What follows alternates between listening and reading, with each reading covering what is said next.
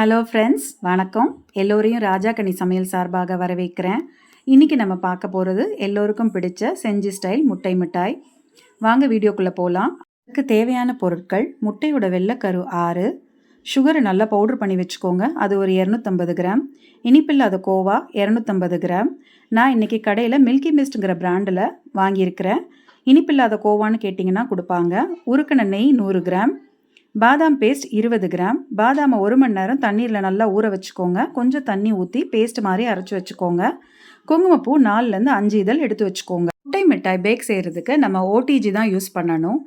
அதனால் நான் ஒரு 7 இன்ச்சு அலுமினியம் ஸ்கொயர் டின் எடுத்துருக்கிறேன். இப்போது பார்ச்மெண்ட் பேப்பர் எடுத்துக்கோங்க. அந்த டின்னுக்கு ஏற்ற மாதிரி நீல வாக்கில் 2 பக்கமும் கட் பண்ணி வச்சுக்கோங்க. அப்புறமா பட்டர் தடவி அந்த பார்ச்மெண்ட் பேப்பரை அதுக்குள்ளே ஃபிக்ஸ் பண்ணிக்கோங்க. ஃபிக்ஸ் பண்ணும்போது நான் எப்படி வீடியோவில் காட்டுறனோ அதே மாதிரி பார்த்து செஞ்சுக்கோங்க. ஒருவேளை இந்த பார்ச்மெண்ட் பேப்பர் சில நேரங்களில் அவனுக்குள்ளே பறக்கும். அப்படி பறந்ததுன்னா பேட்டர் வீணாகிடும், பேட்டரோட ஒட்டிக்கும். அதை தடுக்கிறதுக்காக நம்ம 2 பக்கமும் கிளிப் போட்டு வச்சுக்கலாம். கிளிப் போட்ட பின்ன அதை டின்னை ஒரு ஓரமாக எடுத்து வச்சுக்கோங்க. முட்டை மிட்டாய் செய்கிறதுக்கு முதல்ல ஒரு க்ளீன் பவுல் எடுத்துக்கோங்க. அதுக்குள்ளே முட்டையோட வெள்ளைக்கருவை ஊற்றிக்கோங்க. பொடிச்சு வச்ச சுகரையும் அதுக்குள்ளே போட்டுக்கோங்க. இப்போ ஒரு ஹேண்ட் பீட்டரை எடுத்து அந்த சுகர் நல்லா கரையிற வரைக்கும் அடித்து வச்சுக்கோங்க. இப்போ சர்க்கரை நல்லா கரைஞ்ச பிறகு இனிப்பில்லாத கோவாவை நல்லா கை வச்சு முதல்ல உதுத்து வச்சுக்கோங்க. அதை எடுத்து அந்த பவுலுக்குள்ளே போட்டுக்கோங்க. 4லேருந்து 5 குங்குமப்பூ இதழ்களையும் அது கூட போட்டுக்கோங்க. போட்டுட்டு இப்போ இந்த கோவா கட்டியே இருக்கக்கூடாது, அந்த அளவுக்கு பீட்டரை வச்சு நல்லா அடித்து வச்சுக்கோங்க. கோவா கட்டி இல்லாமல் வந்த பிறகு உருக்கின நெய் ஒரு 75 கிராம் அதுக்குள்ளே ஊற்றிக்கோங்க. ஊற்றின பிறகு ஒரு கரண்டி இல்லைனா ஸ்பாச்சுலா எடுத்துகிட்டு நல்லா அந்த நெய் அந்த பேட்டர் அப்சர்வ் பண்ணுற வரைக்கும் கிளறி விட்டுக்கோங்க. 100 கிராம் நெய்யில் 75 கிராம் நெய் இப்போது பேட்டரோட ஊற்றியாச்சு. மீதி 25 கிராம் தனியாக எடுத்து வச்சுக்கோங்க. நெய் பேட்டர் நல்லா அப்சர்வ் பண்ண பிறகு ஒரு நான்ஸ்டிக் கடாய் எடுத்துக்கோங்க. அதில் இந்த பேட்டரை ஊற்றிக்கோங்க. முதல்ல பேட்டர் பார்க்குறதுக்கு தண்ணியாக தான் இருக்கும். இப்போ அடுப்பை பற்ற வச்சுக்கோங்க. ஒரு கரண்டி எடுத்து கைவிடாமல் கிளறிக்கிட்டே இருங்க. ஒரு 20 நிமிஷத்தில் இந்த பேட்டர் நல்லா திக்காயிடும். இதில் முக்கியமான ஸ்டெப்பே, எந்த இடத்துலையும் நீங்கள் கிளறதை விடவே கூடாது.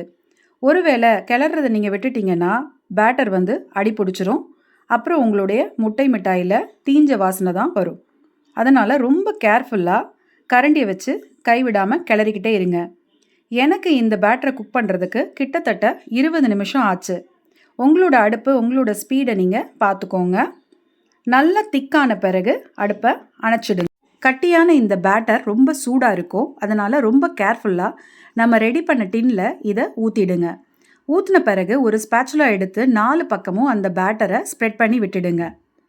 ஸ்ப்ரெட் பண்ண பிறகு உங்களுடைய கிச்சன் கவுண்டரில் 3 தடவை டேப் பண்ணி வச்சுக்கோங்க. டேப் பண்ண பிறகு ஊற வச்ச பாதாமை சின்ன சின்னதாக கட் பண்ணி வச்சுக்கோங்க. அதை அந்த பேட்டர் மேலே அழகாக தூவி விட்டுடுங்க. இப்போ நம்ம கொஞ்சம் நெய் மிச்சம் எடுத்து வச்சுருக்குறோம் இல்லையா, கிட்டத்தட்ட ஒரு 25 கிராம் இருக்கும்.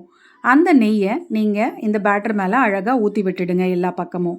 இது ஏன் நம்ம ஊற்றுறோன்னா, அப்போ தான் பேட்டர் பேக் ஆனோடனே நல்ல ப்ரௌன் கலரில் பார்க்க அழகாக இருக்கும். டிஜியில் 10 மினிட்ஸ் 160 டிகிரி செல்சியஸில் ப்ரீஹீட் பண்ணி வச்சுக்கோங்க. அதுக்கப்புறம் நம்ம ரெடி பண்ணி வச்ச இந்த பேட்டரை 18லேருந்து 20 மினிட்ஸ் பேக் பண்ணி எடுத்துக்கோங்க. எவ்வளோ தூரம் பேக் பண்ணணும்னா, டாப் போர்ஷன் நல்ல ப்ரௌன் கலர் ஆற வரைக்கும் பேக் பண்ணணும். ப்ரௌன் கலரில் பேக் ஆன உடனே நம்மளுடைய முட்டை மிட்டாயை கிட்டத்தட்ட 4 to 6 ஹவர்ஸ் நல்லா அந்த ட்ரேலையே ஆற வச்சுருங்க. அதுக்கப்புறம் 6 ஹவர்ஸ் கழித்து உங்களுக்கு பிடிச்ச மாதிரி உங்களுடைய முட்டை மிட்டாயை ஸ்லைஸ் போட்டு ருசித்து பார்க்கவும். தேங்க்ஸ் ஃபார் வாட்சிங் மை சேனல்.